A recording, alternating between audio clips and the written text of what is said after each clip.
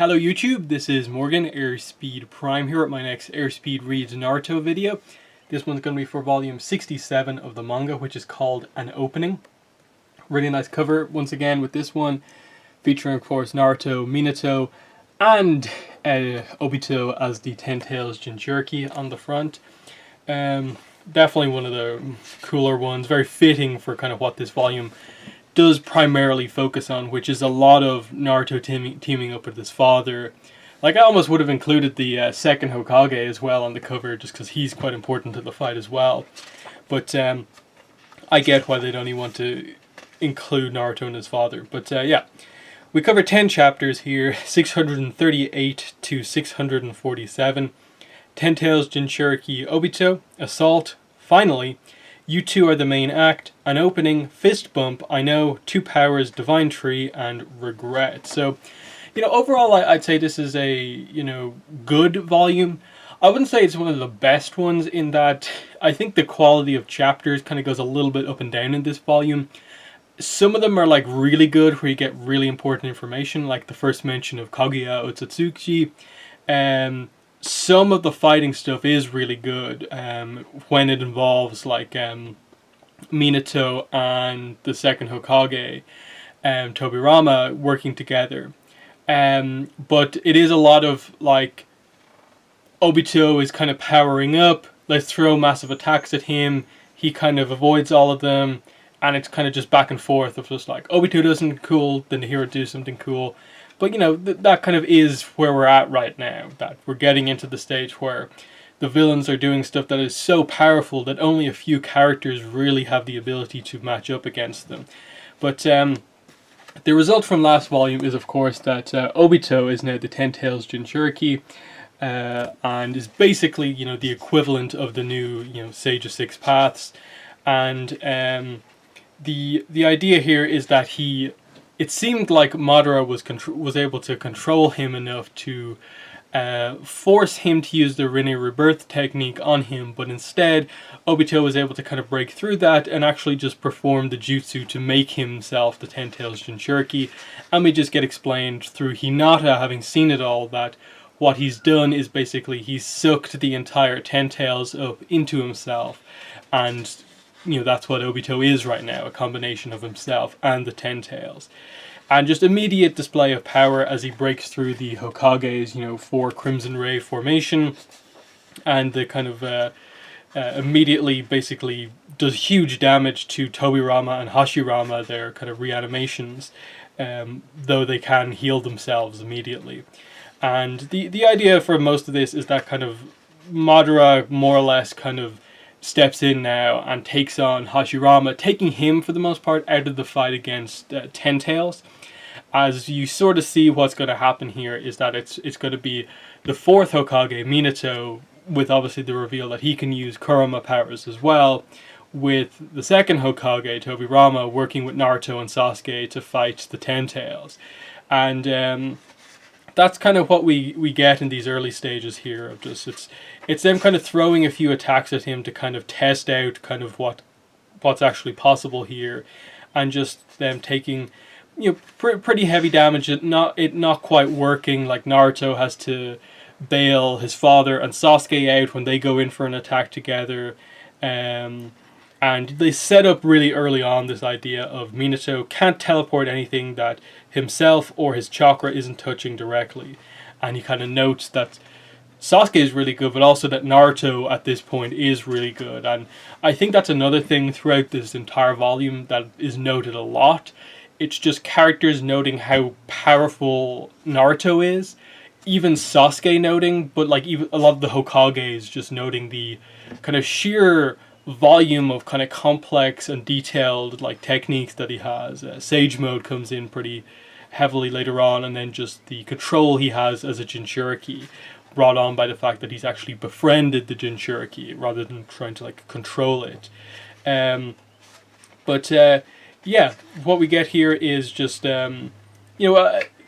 basically establishing more of this connection, but because this is Minato fighting his former student Obito, and just getting some of this stuff here as like it looks like the idea like from Obito's perspective is that the Jinchuriki, as the Jinchuriki, he's kind of being, his like individuality is kind of being torn apart by the Ten Tails, but he manages to kind of compose himself, bring himself together, and basically master the Ten Tails Jinchuriki. And so he's a completed Jinchuriki by basically after a couple of chapters. And it's at this point he basically chops one of Minato's arms off, and it's revealed later on that he can't regenerate it because basically in this mode, the Ten Tails Jinchuriki is basically immune to most ninjutsu because he's kind of using shadow and light style, and because of that, it stops the reanimation from basically being able to heal.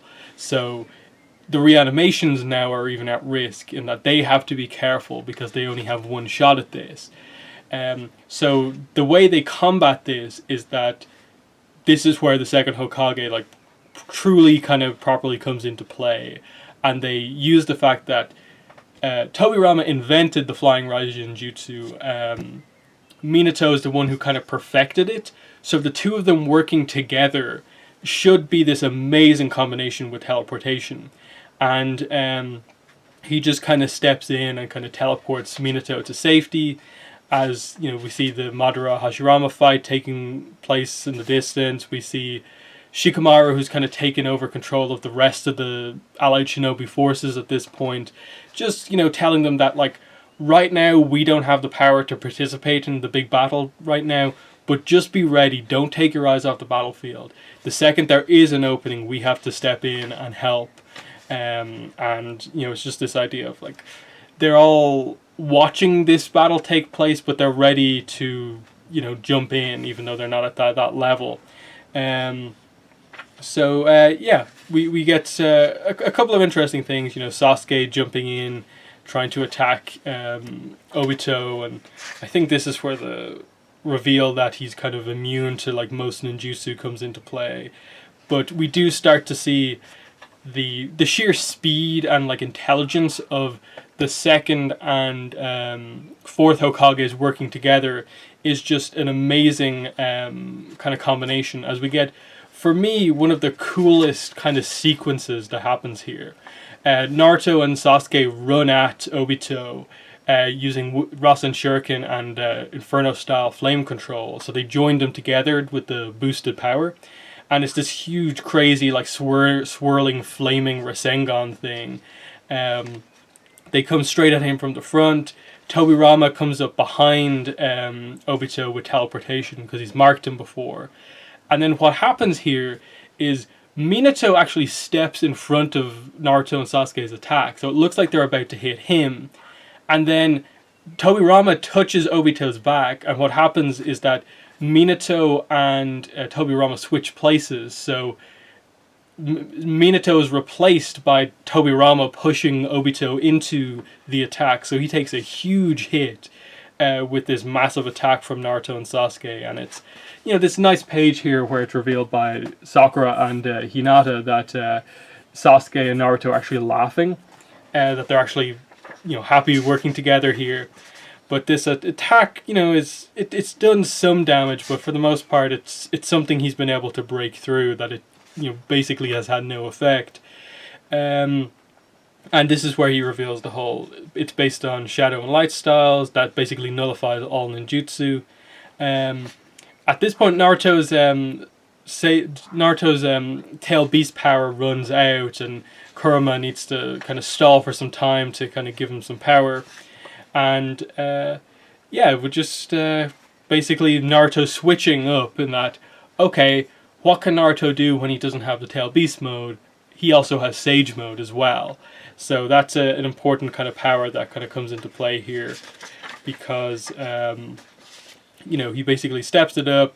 Tobirama actually teleports Naruto to Obito, and his Sage mode Rasengan actually does damage to Obito, which is the first thing to affect him. So it's this big moment of like, oh, Sage Jutsu actually is something that affects him. And you get some nice kind of praise from the second Hokage towards Naruto, of just like, it's somewhat similar to fighting alongside my brother, but in the fact that Naruto's kind of stupid in a way, but is actually quite intelligent on the battlefield. for the most part, as we see later on.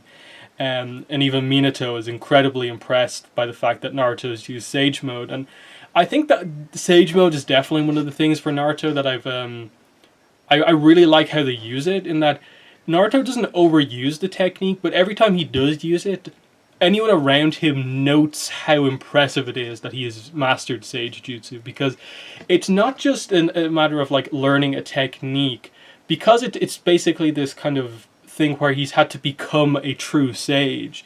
Like there is so much training involved in that, and like the fact that he has to connect with like the toads of Miyaboku.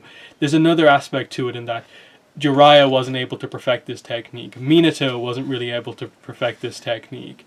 So the fact that Naruto can use it in this manner is really, really impressive, as we get some more information from Minato of like the Nine Tails inside him basically saying that, you know, Kushina dying wasn't your fault at all, and making your brother Jinchuriki wasn't a bad thing either, because he's trying to change what this world has become.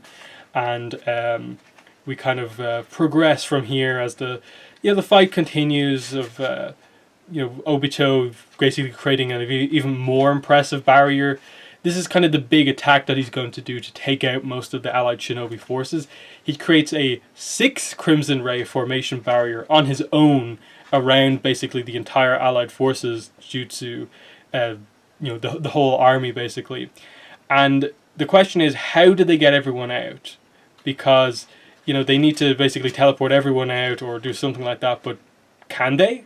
That there's no kind of immediate connection of kind of how this is going to work, and it looks like Obito is going to get the complete victory here, and basically says that to kind of psychologically manipulate Naruto, he says, today is actually the day both of your parents died. But Naruto turns it around and says, it's also the day I was born, so it's like my birthday today. So it's a really kind of great moment as Naruto and Minato bump fists and both go into Kurama chakra mode. So really, really cool stuff here as we get the kind of them linking their powers together here, as they kind of have shown before.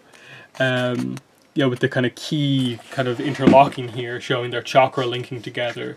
And I suppose for the first time in a long time, Kurama is kind of whole again, for the most part, but with the connection between father and son, and then the two sides of the dark and light side of Kurama as well.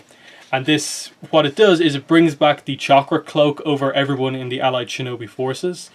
And what happens here is that they manage to teleport everyone outside of the barrier as this massive attack is basically goes off inside of the barrier that was going to kill everyone. And what's happened here is that everyone notes is that they're shocked that Naruto now has control over so much chakra.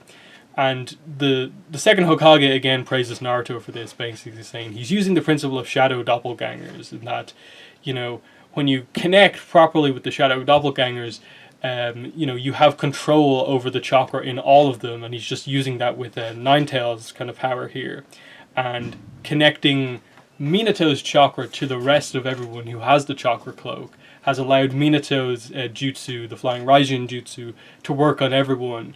And he obviously, with Kurama, has enough power to teleport everyone out. So it's a really, really cool kind of moment of father and son basically saving the entire shinobi kind of world at this point in time. And it's an emotional moment for Minato, because he feels the same kind of feelings fighting with Naruto that he has when he fought alongside Kushina. So it's a cool moment for him as they kind of both kind of power up, and it's this big question of like, oh, Naruto, you've done all this impressive stuff, but you've immediately forgotten that only Sage Jutsu actually works to hurt Obito, and you were about to just go full Kurama chakra mode against him. And it's like, oh, sorry, my mistake, as you see this kind of, just embarrassed expression from him. And here Kurama reveals this kind of almost embarrassing moment of just like, you've always thought that you could never use Sage mode while you're in Kurama chakra mode, but you actually can. You sort of used a little bit of it when you fought Pain at the end, and the only reason there's been that restriction is that like I've like personally refused to kind of share space inside of you with like toads, basically. So it's revealed that Naruto, you can actually use you know, Sage Jutsu in Kurama Chakra mode, and you get the idea of like, oh, this really cool thing, the eye, the effect around the eye, the effect in the eye, combined with all the markings of the Kurama Chakra mode, is like Naruto's really, really powerful here, and that he's got the power and speed now. Like the speed has always been part of Sage mode, but now he has the power and the ability to now add Sage Jutsu to everything, nature energy, so it actually hurts. And so basically, you know, Naruto can empower all of these joint attacks with Minato to do crazy damage against Obito, and that's where we kind of continue to go as these huge attacks come in. Obito manages to defend most of them, and even Sasuke notes that this is Naruto now with perfect control over this much chakra. That he's really beginning to, like, once again see that Naruto has this insane level of power that, you know, to some degree Sasuke doesn't even quite have. He can do it in like short bursts with his Sharingan, but does he have the same level of like huge, wide scale kind of stamina sapping stuff that Naruto uses? But it's at this point the final stage of, I suppose, the Ten Tails transformation comes into play. The divine tree begins to kind of, I suppose, take root, and what happens is that all these roots begin to kind of, you know, touch off bits and pieces of everyone, and it basically drains all of their energy. So it's this idea that the shinobi forces are like, you know, supplying energy to the divine tree, and it's just sucking it all up. And Madara kind of explains this backstory here. This is the Kaguya backstory. He basically says, long before people had chakra, they continually battled each other. There was the divine tree, which had no involvement in such conflicts, and it was worshipped by the masses as a sacred pillar. One day, the tree bore a fruit that was said to be produced only once a millennium. The fruit was never to be touched. Then there emerged a princess who took and tasted of that fruit. Her name was Kaguya Otsutsuki. She gained the power of a god, and she basically was the first being to ever gain chakra. Her child had chakra, and that's why, you know, humans right now have chakra as well. And then it says that the divine tree came alive and started running amok. That's the Ten Tails. And what stopped the Ten Tails was Kaguya's child, which was Hagoromo Otsutsuki, the Sage of Six Paths. And he, from then on, you know, developed ninjutsu, and basically that's why he's the founder of ninjas, basically. And he knows this, Madara knows this because it's written on the Uchiha stone tablet.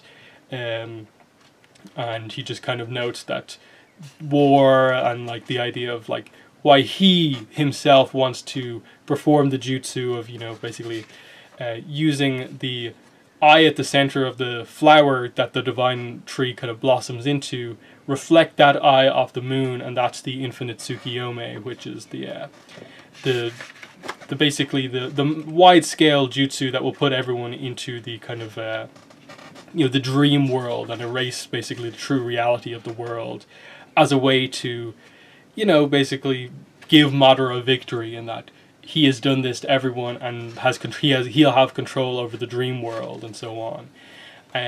But the effect of this divine tree blossoming that it's had is that it's basically sucked most of the power out of Naruto, and he's nearly taken out until the appearance of the third Hokage, who basically removes the divine tree bit that's attached to him, and, you know, this is kind of the third Hokage's kind of chance to shine, as basically everyone except, you know, the really high level shinobi that have lots of chakra like Naruto, Killer Bee and so on, they're the only ones still left in play.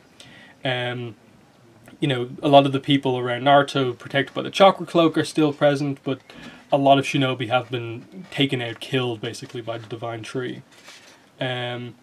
Even Shikamaru is sort of down, and it looks like potentially he could die in this incident. We see that Sakura is quite low on chakra as well.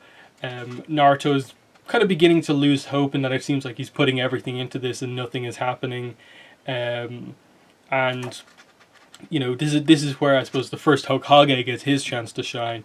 He says, you know, do not give up. If you get put under Genjutsu, you'll be the same as dead. And everyone kind of closes their eyes to stop themselves from getting put under Genjutsu.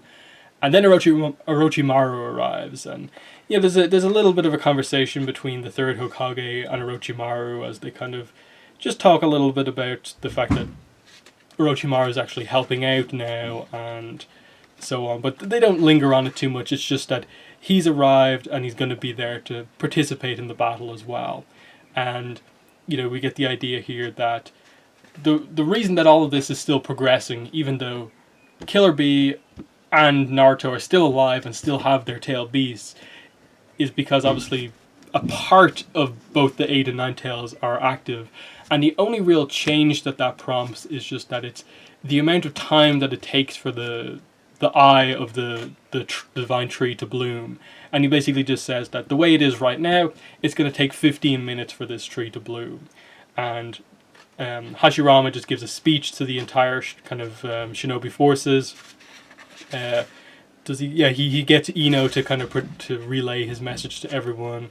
We see him talk to Tsunade for a little bit, and he just basically presents the idea that there's only 15 minutes left. The only thing to focus on now is basically stopping this tree. He basically says, "Don't give up, everyone." You know, we see Naruto is still not quite getting into it, and it takes Sasuke jumping into the battle with Susanoo, chopping through one of the big parts of the divine tree to kind of get him to jump back in.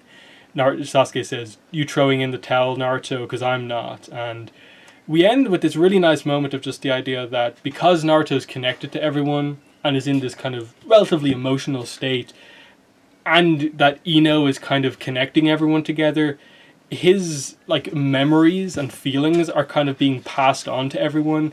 They see him kind of on his own when he was much younger. They see the various stages of like how he feels about Sasuke, and the fact that he wishes he had maybe reached out to Sasuke earlier on, being kind of left on his own as everyone was kind of like succeeding ahead of him, being helpless in the first fight with Sasuke. And everyone just notes and kind of remembers a lot of these incidents. You know, we see the death of the third Hokage, the death of Asuma, the death of Grady Chiho, the death of Neji, all these kind of bad things that have happened to Naruto. Everyone kind of understands how he feels. You know, he remembers his mother and father, and he basically just says, "I never want to think I should have, that we've done... I should have. Plus, I can't just make everything that we've done up to this point meaningless." As he, you know, turns on, you know, Kurama Chakra mode again. Sasuke's beside him with the Susanoo active, and it's just the fact that the two people really spurring everyone on at this point in time are Naruto and Sasuke, keeping the good guy forces going. But yeah, that's volume 67. Overall, a lot of really solid stuff. There's just like little bits and pieces, like halves of chapters, a couple of pages where they put in an attack and it's just like, it feels like it's stalling for time. It feels like the focus is more on the good guys doing really cool jutsu rather than the bad guys being really kind of developed all that much, in that like Obito isn't really getting a chance to speak a lot here, but you know, it was getting the series to a point where like we're getting down to just the key characters left in play and so on. So, you know, it definitely did what it needed to, and there are a lot of really nice moments, but perhaps not my favorite volume, though there are some really cool moments. Like I think the jutsu that the switch jutsu that the fourth and second Hokage do with the Naruto and Sasuke attack is definitely one of the coolest sequences in the entire manga so far. Right up there with the attack that Minato does on Obito when they fight in the flashback. That was really cool as well. But yeah, that's been the volume 67 review. I'm going to do my best to try and get at least probably 2 more out this week, and then maybe finish the read-through next week. But yeah, that's been the video. In the comments, let me know what your thoughts were on this volume. But yeah, that's been the video for today. Thanks for watching, and bye.